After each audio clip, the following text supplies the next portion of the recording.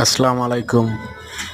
Hello guys, আপনারা অনেকেই জিজ্ঞেস করছিলেন যে ভাই ধান কাটার পরে আপনারা কিভাবে ধান শুকান।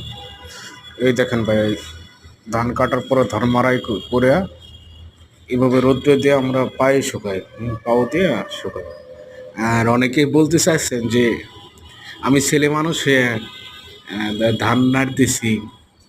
তো ভাই, আমরা তো আসলে গ্রামের ছেলে, কৃষকের ছেলে। আমাদের জমি জায়গা আছে,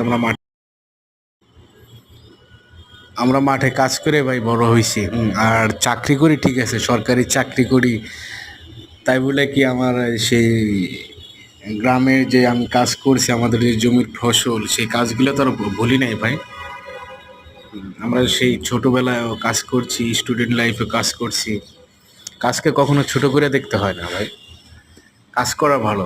নিজেদের কাজ নিজেরা, আপনি যদি পারেন নিজের কাজ নিজে করবেন, অন্যকে দেন।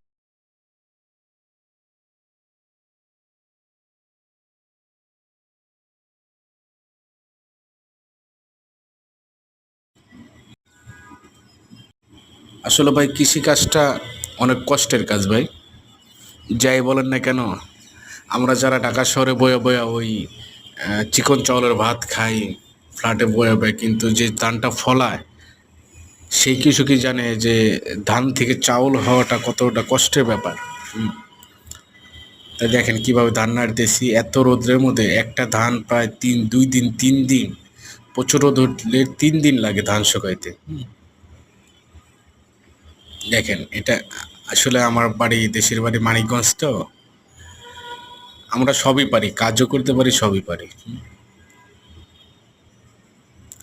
ঠিক আছে ভাই, সবাই ভালো থাকবেন, ধন্যবাদ।